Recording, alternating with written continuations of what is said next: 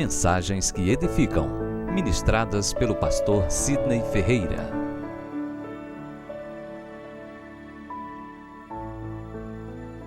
Evangelho de São Mateus, capítulo 17, versículo 24 ao 27. Evangelho de São Mateus, capítulo 17, versículo 24 ao 27. Assim está escrito: Tendo ele chegado a Cafarnaum, dirigiam-se a Pedro os que cobravam os impostos das 2 dracmas e perguntaram: Não paga o vosso mestre as 2 dracmas? Sim, respondeu ele. Ao entrar Pedro em casa, Jesus lhe antecipou, dizendo: Simão, que te parece? De quem cobram os reis da terra os impostos ou tributos? Dos seus filhos ou dos estranhos? Respondendo Pedro: Dos estranhos. Jesus lhe disse: Logo estão isentos os filhos, mas para que não escandalizemos, vai ao mar e lança o anzol. O primeiro peixe que fisgar, tira-o, e abre-lhe a boca, acharás um estáter. Toma-o e entrega-lhes por mim e por ti. Amém. Deus seja louvado por esta palavra e ministre esta palavra aos nossos corações. Vou precisar que os irmãos agora estejam nos acompanhando, porque existem detalhes muito ricos nesse texto que há de enriquecer a nossa vida. Amém, queridos? Essa semana eu estava falando com alguns amigos que na minha infância eu perdi um cachorro chamado Rafinha. Ninguém tem um amigo chamado Rafinha não aqui, né? Se tiver, me perdoe. Eu tinha mais ou menos 6, 7 anos. Eu passei praticamente uma semana de luto. Foi algo terrível, gente. Minha mãe se recorda perfeitamente e está aqui para testemunhar. Depois daquele dia eu decidi não ter mais vínculo com animal nenhum. Gosto de animais, mas eu não quero ter aquele trauma do luto, a dor do luto. Então, gosto de animais na casa dos meus amigos. Gosto de animais nos seus devidos locais, mas em casa não. E interessante que casei com uma mulher que pensa da mesma forma. Na verdade, Vanessa tem até fobia de gato. Eu até hoje não consigo entender porque ela casou comigo, mas tudo bem. Brincadeira essa parte. Mas ela tem fobia. E os meninos também. E eu fiquei brincando essa semana com os meninos: olha, papai vai comprar um cachorro. Não, vai comprar um gato. Não. E eles não querem e gostam de animais. Não judia, né? não fere, não prejudica nenhum animal. Mas gosta dos animais. Agora, um animal que toda a família, inclusive eu, tem um enorme apreço, são os peixes. Eu dei, na época que era noivo, namorado de Vanessa, um aquário com lindos e belos peixes para ela. Os meninos em casa, tínhamos um aquário pequeno, era 4 peixinhos. E eu insisto em ir lá, colocar a ração, acompanhar. E é incrível como o Evangelho se simboliza através da figura do peixe. E esse animal tem tantos significados especiais, como prosperidade. E na minha experiência de levar ração todos os dias, eu percebia que ia ao encontro deles para fazer o bem, e eles se afastavam de mim. Só havia uma maneira deles se conformar com minha presença, se eu me tornasse um peixe como eles eram, e assim foi o que Deus fez. Então, até nessa questão de levar ração ao aquário e dar aos peixes, Deus vai ministrando ao nosso coração, que assim Ele fez. Eu acho que você lembra da passagem onde Deus quis falar com o povo e o povo não. Estamos assustados que Deus fale com Moisés e que Moisés fale conosco, mas Deus não. Então, hoje infelizmente nós não temos aquário, eu não tenho uma casa com terraço, com muro grande, mas se um dia Deus me abençoar, a primeira coisa que eu quero fazer é um jardim.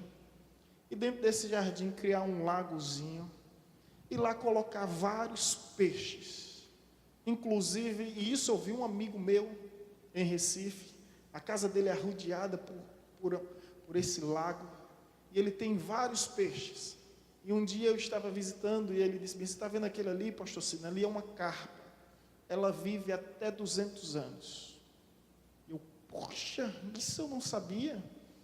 E o peixe também tem essa questão da longevidade. E eu, apaixonado por peixe, me deparo diante dessa passagem tão conhecida por todos nós, e aprendo aqui as lições do peixinho entalado.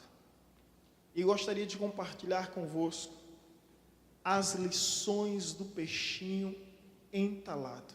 É um milagre incrível, é um milagre maravilhoso, é um milagre extraordinário, mas às vezes a nossa atenção voltada para aquilo que é mirabolante nos faz passar despercebido diante de milagres que aparentemente são simples, mas mesmo em suas simplicidade, eles não omitem a sua genialidade.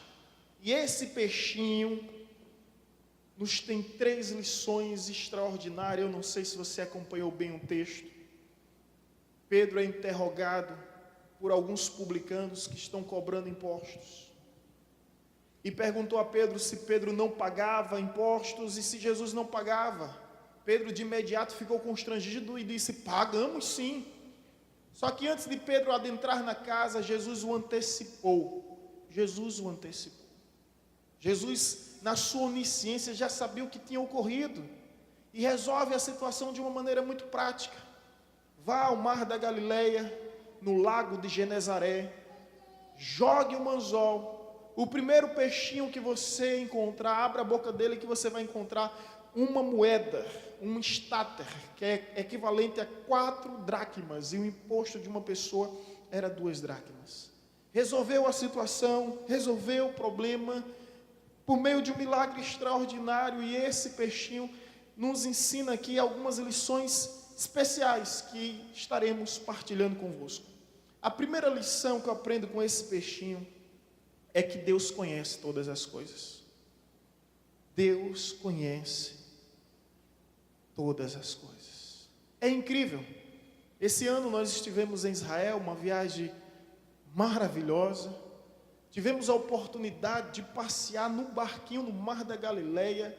É um lago de água doce, é o lago de Genezaré. Herdou esse nome Mar da Galileia porque, por se tratar de um lago extenso, é 21 quilômetros de comprimento, 12 a 13 de largura. E nós passeamos, eu, minha mãe, minha esposa, e passeamos no barco da Galileia. Depois daquele passeio, paramos num restaurante. E ali naquele restaurante nós comemos uma tilápia deliciosa, só que não se compara com a do Rio São Francisco. A do Rio São Francisco ainda é mais gostosa. Mas comemos uma tilápia maravilhosa. E em determinado momento o guia turístico chegou a comentar: vocês sabiam, ele é um argentino, né, já há mais de 20 anos em Israel, você sabia, fala daquela maneira gringa, né, que existe uma tilápia chamada tilápia de Sião, que ela carrega os filhotes na boca até determinada idade. Depois ela libera os filhotes. Essa é uma maneira dela proteger os seus filhotes dos predadores, muito comum e muito constante no Mar da Galileia. Quando ele falou aquilo, a mente, o peixinho entalado. Agora está explicado. Está explicado porque Jesus manda Pedro abrir a boca do peixe e não a barriga do peixe. O peixe não chegou a engolir a moeda, ele apenas carregava aquela moeda. Os irmãos estão entendendo?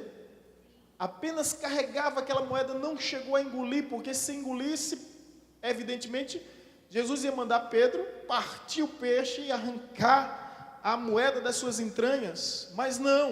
Jesus disse: tira a boca. E esse peixe, lógico que tem um nome científico, mas o nome popular é tilápia de Sião. E ele me falou isso e logo na hora a mente abriu. Eu disse, que incrível. Está explicado a história do peixinho entalado que carregava uma estáter, uma moeda de alto valor na sua boca. O que isso vem ao caso? É que Jesus conhece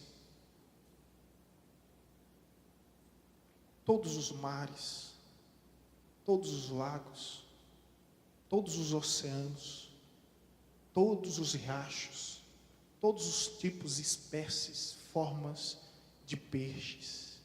E Jesus sabia exatamente a história desse peixe, a história de Pedro, o momento em que Pedro viveu. E aqui há uma revelação da onisciência de Cristo que nos surpreende, porque a experiência de Pedro é essa. Quando ele é questionado, ele diz, sim, nós pagamos o imposto.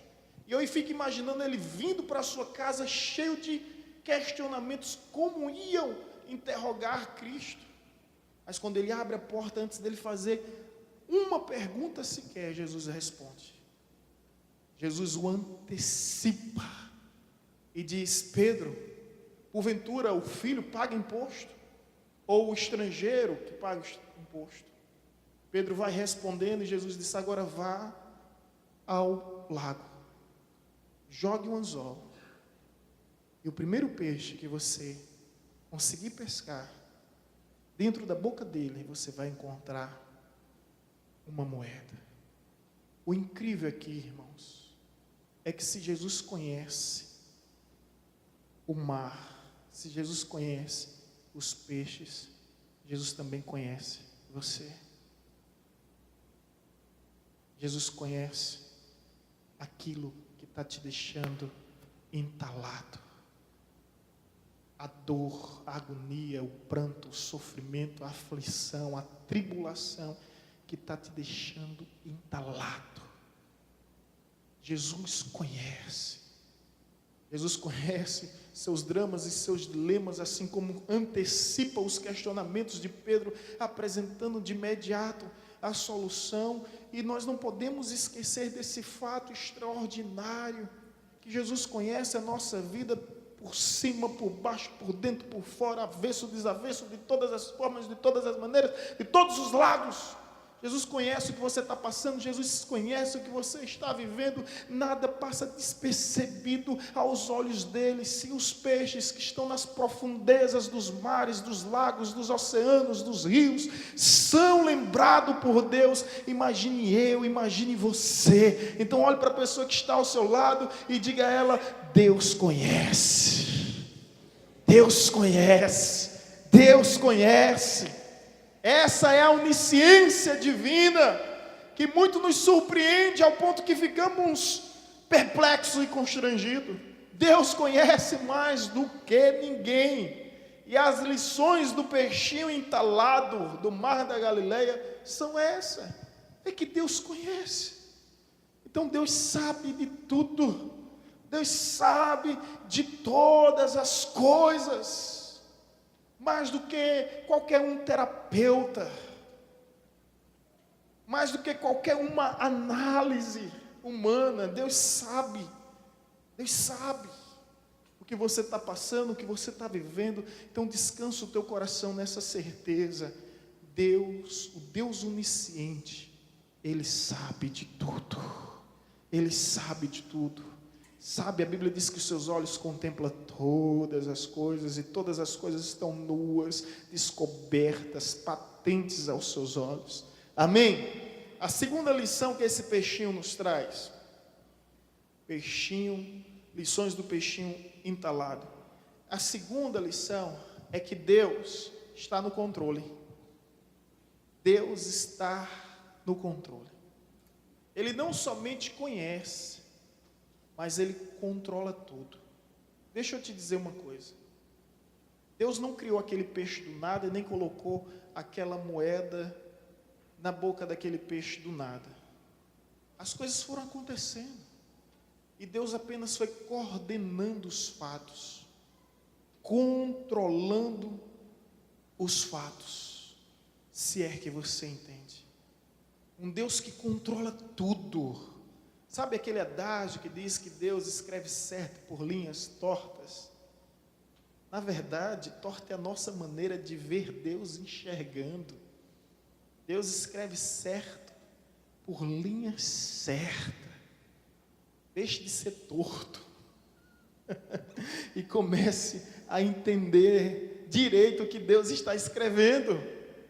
Comece a ver direito. Deus não somente conhece, como Ele controla tudo. Aquele peixe não surgiu do nada, como um passo de mágica, e aquela moeda não ocorreu de uma maneira aleatória.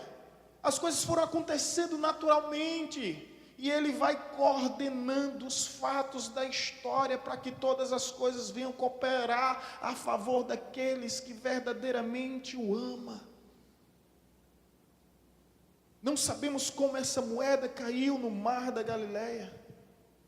Sabemos que é um mar muito frequentado, por ser acesso de várias regiões e ser um meio de vida, de sustento para muitas famílias. Então provavelmente alguém deixou a moeda resvalar e ela simplesmente caiu no mar, e aquele peixe viu aquele negócio brilhando, pensava que era um animal, uma presa, e foi lá, e abocanhou aquela moeda e ficou com aquela moeda guardada dentro de si.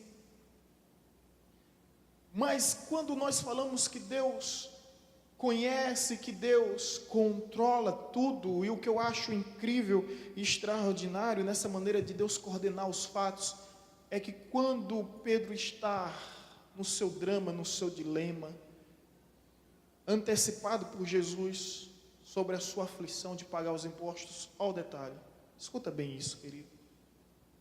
Jesus diz: Pedro, contextualizando e parafraseando, não se desespere, vá ao mar da Galileia e jogue um anzol.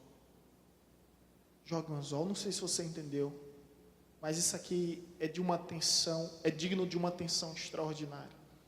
Sabe por quê? Ele não mandou Pedro a uma carpintaria. Ele não mandou Pedro ao campo. Ele mandou Pedro aonde? Ao mar. Porque Pedro veio da onde? Veio do mar. O que é que Pedro fazia? A única coisa que ele sabia fazer era pescar. Quando eu digo que Deus controla todas as coisas, é que a provisão de Deus em nossas vidas vem justamente daquilo que nós temos e daquilo que nós somos. Daquilo que nós somos. Deus chama Moisés para pastorear todo o seu povo, mas antes o que é que ele estava fazendo? Pastoreando o rebanho que não era seu, o rebanho que era de Jetro, seu sogro. E agora ele vai ser promovido, vai pastorear um rebanho que também não é seu, é um rebanho de Deus. A pergunta é: o que você sabe fazer?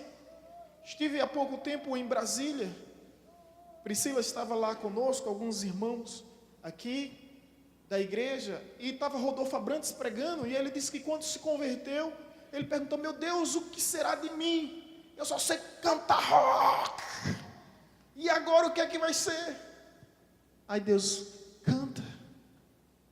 canta para o meu nome, canta para a glória do meu nome. Se é isso que você sabe fazer, na verdade fui eu que lhe fiz assim, então canta. A provisão vem daquilo que nós sabemos. Há na história um homem chamado Eric Liddell, que venceu as Olimpíadas. Perguntaram: por que você corre? Para quem você corre? Ele disse: eu corro para a glória de Deus. Ele se converteu, mas não deixou o atletismo, porque ele sabia que aquele era o meio de converter vidas e corações a Deus. Os irmãos estão entendendo? Eu vi um testemunho, uma época, de Bárbara Palacios, uma venezuelana que chegou a ser a modelo, a Miss da sua cidade, Miss do seu estado, Miss do seu país, e estava disputando o Miss Universo. De repente ela venceu aquela competição, e todos os paparazzos, aquele holofotes, o glamour, perguntando, essa, quando ela estava sendo coroada como Miss Universo, perguntaram: essa é a sua maior coroa? Ela disse: não. E todos ficaram assustados, porque a coroa de Miss Universo é o píncaros, é o ápice de uma carreira de uma modelo. Ela disse: não, minha maior coroa é aquela que eu vou receber do meu Senhor e Salvador Jesus Cristo na glória eterna. Ela aproveitou a oportunidade para testemunhar. Mas foi uma pessoa que se converteu e de repente ela perguntou: e agora o que é que eu vou fazer? O que é que você fazia? Desfilava. Então desfile. Continue desfilando para a glória do meu nome. Os irmãos estão entendendo aqui? A provisão vem daquilo que você é, daquilo que você faz. Lógico que se você percebe que aquilo que você era e aquilo que você fazia não resulta e não culmina na glória de Deus, deixe de fazer. Mas você pode usar e exercer seus dons, suas habilidades para que o nome de Deus seja glorificado, seja engrandecido, seja enaltecido em sua vida, faça. Mas há muitas pessoas perguntando: e agora, o que é que eu vou fazer? O que é que eu vou fazer? Jesus disse para Pedro: vá a pescar.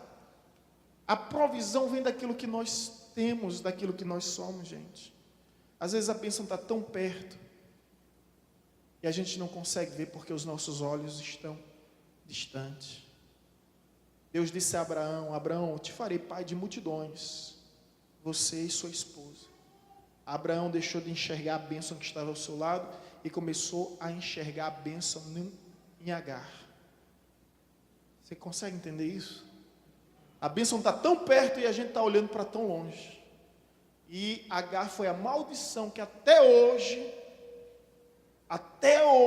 custa caro e muito caro. É justamente os judeus e os árabes por causa da desobediência de Abraão. A provisão às vezes está nas suas mãos. É como se Deus perguntasse, como de fato perguntou: Moisés, o que tu tens? Eu não tenho nada a não ser um cajado. Então usa esse cajado. E com aquele cajado foi feito as 10 pragas e o mar vermelho se abriu. É como Deus perguntasse a Sansão: Sansão, o que é que você tem? Eu não tenho nada, só tenho nas mãos uma queixada de jumento. Usa essa queixada de jumento. E com a queixada de jumento ele matou 1000 homens. É como se Deus perguntasse: Davi, o que é que você sabe fazer? Eu não sei fazer nada, eu só tenho esse estilingue aqui, essa peteca. Então usa essa peteca, e com a peteca ele derrubou o gigante. O que é que você tem em suas mãos? O que é que você sabe fazer? Talvez aí esteja a provisão de Deus para a sua vida. O milagre às vezes está dentro da sua casa e você não percebe.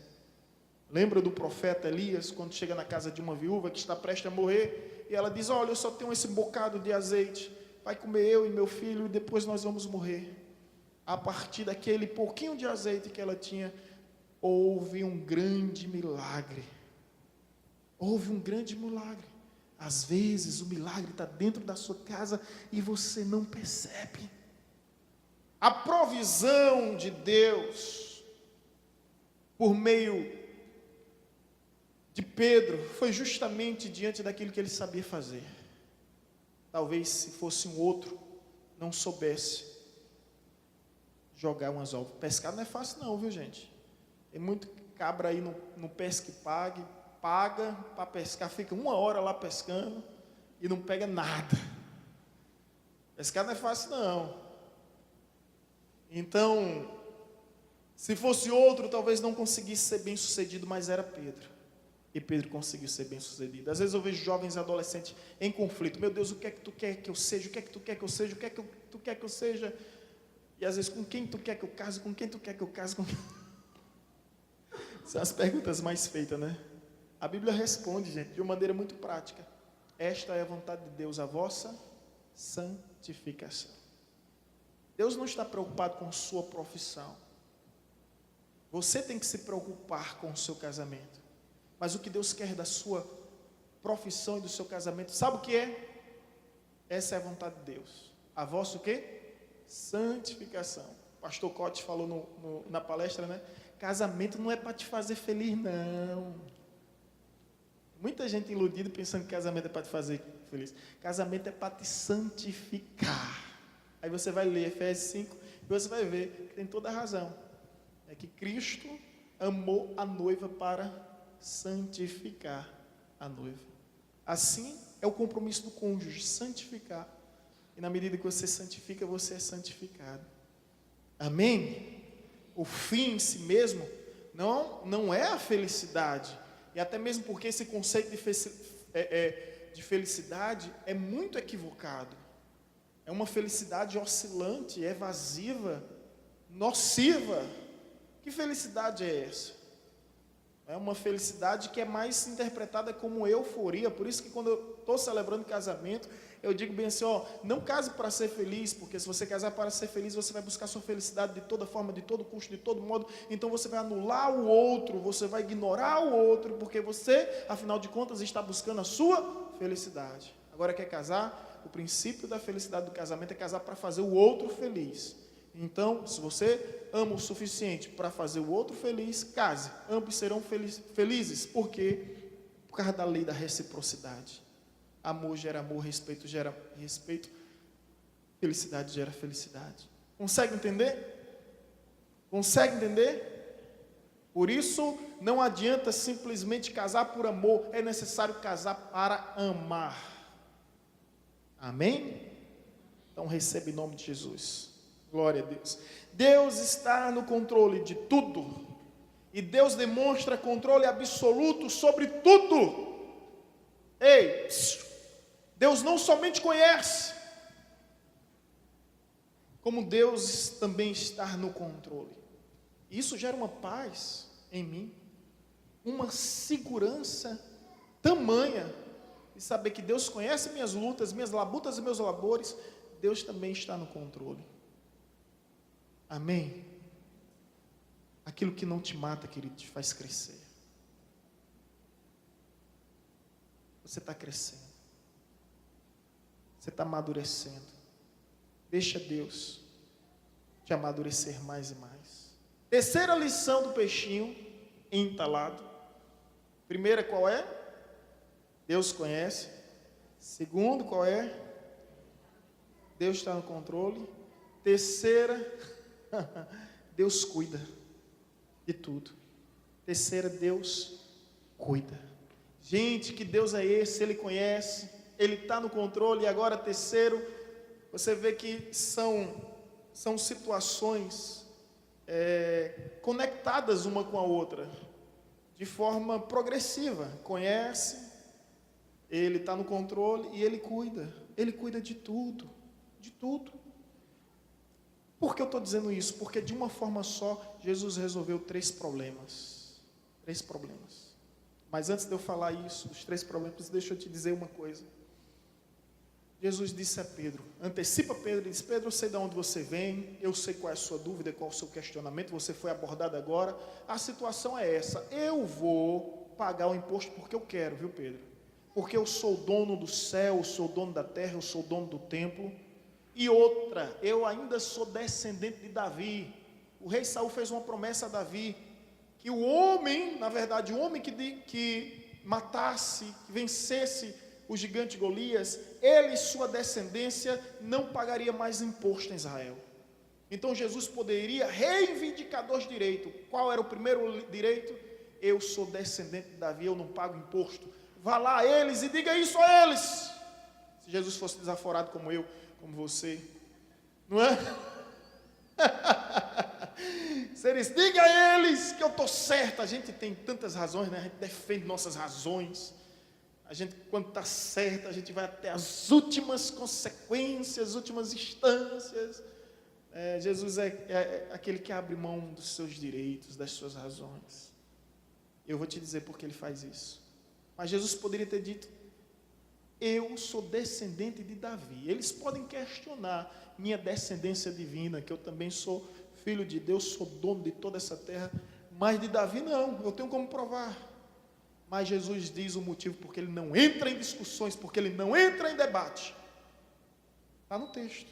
Veja o que o versículo diz. Versículo 27, parte inicial. Mas para que não...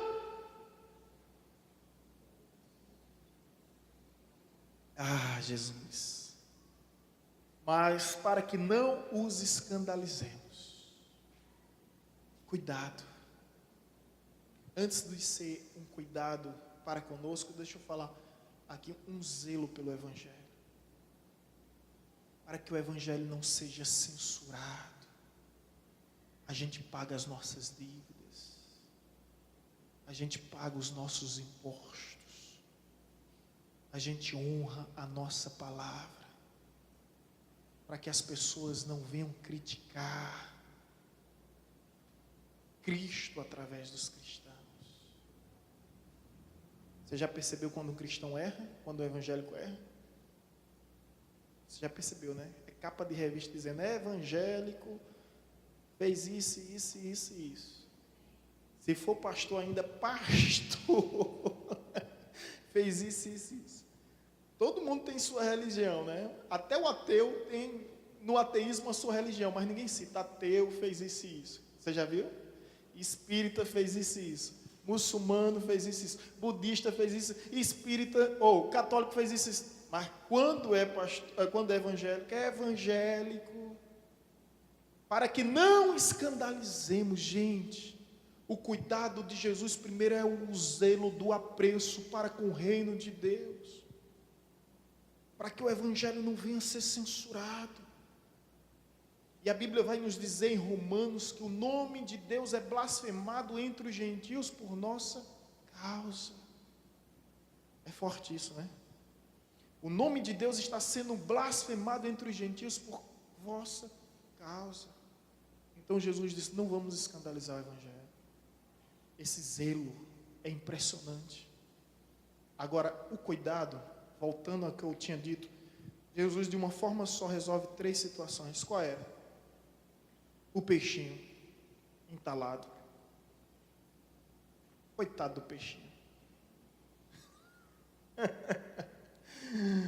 Olha só, gostando do peixe que eu estou assim sentindo, né? Condolências pelo peixe que estava condenado a morrer, porque ele tinha um espaço para carregar seus filhotes, mas ele estava entalado. Não era um espaço de reserva. Estava entalado. Alguém já ficou entalado aqui alguma vez?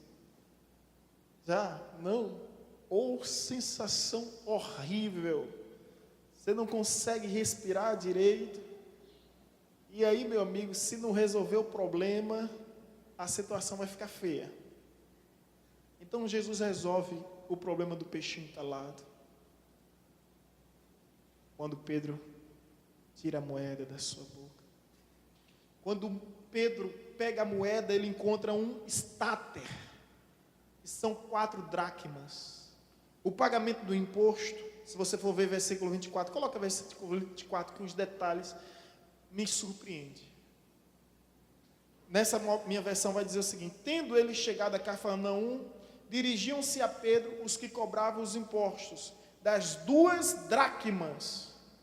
Das 2 dracmas, e perguntaram: não paga o vosso mestre as 2 dracmas? 2 dracmas. Então o estáter é equivalente ao quê? A 4 dracmas. Quando Pedro pega o estáter, ele percebeu. Jesus resolveu o meu problema e o problema e a situação que o envolvia. Em uma tacada só de mestre, Jesus simplesmente resolve 3 situações: a do peixinho, a de Pedro e a sua. Sobre o que nós estamos falando? Qual é a terceira lição? Deus conhece, Deus está no controle, e Deus o quê? Deus cuida de tudo. Deus cuida de tudo. Deus cuida de tudo. Esse simples milagre, ele existiu e foi registrado. Você sabia que o Evangelho diz: muitos outros milagres foram feitos e realizados, mas se fosse registrado não caberia em nenhum livro do mundo. Lógico que é uma hipérbole, uma figura de linguagem, se tratando de um exagero, mas em seguida nos diz o texto: esses foram registrados para que tenhais fé em Cristo, o Filho de Deus. Gente, muitos outros milagres Jesus fez, mas os milagres que foram registrados é para o nosso benefício, é para o nosso crescimento. Quando tudo isso aconteceu lá há 2000 anos aproximadamente, quando os evangelistas estão escrevendo, o Espírito Santo está iluminando eles. Sabe por quê? Porque ele sabia que hoje nós estaríamos aqui falando sobre esse milagre. Que hoje você precisaria reconhecer que Deus conhece, controla e cuida de tudo. De tudo. De tudo. Não precisa se desesperar. Não precisa entrar em prantos, porque Deus conhece. Deus está no controle, coordenando todos os fatos. E Deus cuida de tudo, cuida de tudo. Sinta-se você agora no lugar de Pedro. Quando é questionado, teu mestre não paga imposto? Sim, ele paga. Eu fico imaginando Pedro, voltando para casa, como é que eu vou falar isso com Jesus? Quais são as palavras que eu vou usar? Vai que Jesus se sente ofendido. Como é que eu vou? De que maneira? Imagine, dá para entender isso? Quando ele abre a porta, Jesus diz: Pedro, eu sou filho. Mas para que o evangelho não seja escandalizado, faça o que você sabe. Pega um anzolzinho, jogue no mar. Primeiro peixinho que você encontrar, você vai resolver a minha situação e a sua situação. Quando Pedro bate de cara com aquele estáter, ele chega a essa conclusão: que Deus é esse, que Jesus é esse. Andar com Jesus é se surpreender a cada passo. Você tem essa sensação? Quando eu penso que eu já sei de tudo, aí vem Jesus e me surpreende. Quando a gente pensa que já viu de tudo, aí vem Jesus nos surpreendendo com um novo vinho. Uma maneira inovadora de ser. É essa graça que nos alcança, essa graça que nos envolve. Eu me sinto como um Pedro,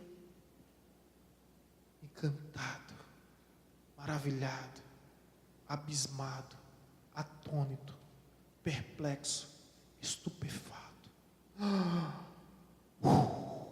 Uau! Que Deus é esse? Que Deus é esse? O peixinho voltou ao mar. Pedro não trouxe o peixinho consigo. Ele tira a moeda, devolve o peixinho e segue a sua vida. Eu espero hoje ter sido aqui um Pedro na sua vida, que tirou a moeda da sua boca. Não sei que moeda é essa, não sei o que estava lhe deixando entalado, mas eu espero, mediante a ordem, a direção e a palavra de Deus. Gente, o evangelho é surpreendente demais. Tem algo aqui que eu não poderia deixar de comentar. Bem fresquinho assim do céu, sabe? Igual pãozinho quente. Quando Jesus olhou para Pedro e disse assim: Pedro, vai lá no lago e joga um anzol. Pedro poderia pensar: Jesus, tu és carpinteiro, eu sou pescador, pesquei a vida toda e nunca encontrei uma moeda na boca de um peixe. Meu pai também é pescador. As profissões eram herdadas por tradição. Jesus era carpinteiro porque José era carpinteiro. A Bíblia diz que Pedro era carpinteiro porque Pedro era pescador porque o seu pai era pescador. Então Pedro poderia dizer: Jesus, não leva a mal não, mas uma moeda na boca de um peixe. Espera aí, Jesus. Só que Pedro já tinha feito isso. Pedro passou a madrugada toda pescando. Quando ele está exausto, exaurido, fadigado, sabe, cansadíssimo, ele chega a encostar o barco nas margens. E Jesus diz bem assim: Pedro, prepare o barco novamente, eu vou com vocês dessa vez, e a gente vai jogar rede. Mestre, Nós trabalhamos a madrugada toda. Sabe o que Pedro estava querendo dizer? Nós temos experiência do clima, do tempo, nós temos experiência dos rios, dos peixes, das estações, nós sabemos o que estamos fazendo, nós conhecemos as redes, o barco, nós trabalhamos a madrugada toda. Aí um hiato. Mas sobre a tua palavra lançarei a rede. Ele lança a rede, a poucos metros da margem, veio muitos peixes naquela rede que foi necessário outros barcos para ajudar. Aí eu fico imaginando Jesus respondendo a Pedro: Pedro, tu pode entender de barco, pode entender de clima, tu pode ter experiência no mar, tu pode ser filho de pescador, mas os donos dos peixes sou eu. A voz que ele obedece é a minha. Sou eu. Aí quando vem essa situação um pouco mais à frente, Pedro vai lá e pega um peixe na boca, uma moeda na boca do peixe. Pedro deve ter pensado: eu já passei por essa situação, não vou questionar. E foi lá, tirou a moeda, jogou o peixe de novo, que seguiu o seu rumo, seguiu a sua vida. Ei, eu espero ser um Pedro hoje. Estou aqui por causa de uma ordem. Estou aqui por causa de uma palavra de ordem, de uma direção que não vem de mim mesmo para mim mesmo. Mas o Espírito de Deus mandou jogar esse anzol, fisgar você e tirar aquilo que está te deixando entalado. Eu não sei, talvez uma dúvida, talvez uma mágoa, um rancor, talvez uma angústia, uma falta de perdão. Não sei o que está te deixando entalado, mas mediante a ordem do Pai já foi tirado. Agora volta a nadar, volta a nadar. Todo lago, todo mar é seu. Volta a viver. Você está entendendo? Volta a viver sem medos. Volta a viver sem traumas. Volta a viver sem bloqueios. Volta a viver sem fobias. Volta a viver, porque entalado você já não está mais. Glória a Deus. Glória ao teu nome. Jesus conhece. Ele está no controle. Ele cuida. Diga para si mesmo. Você não vai dizer para outro, você vai dizer para si mesmo. Você sabia que Davi falava consigo mesmo? E Davi falava às vezes com sua alma. E ele dizia: aquieta-te, minha alma. Espera em Deus. Espera em Deus. Essa capacidade de falar consigo mesmo, que para alguns parece loucura, mas é um nível de espiritualidade, de intimidade com o Criador. E eu espero que nessa hora você seja capaz de olhar para si mesmo e dizer: Deus conhece. Deus está no controle. E Deus cuida. Deus cuida, Deus cuida, Deus cuida. De tudo, de tudo, de tudo, de tudo. Oh, aleluia. Glória ao teu nome, Jesus.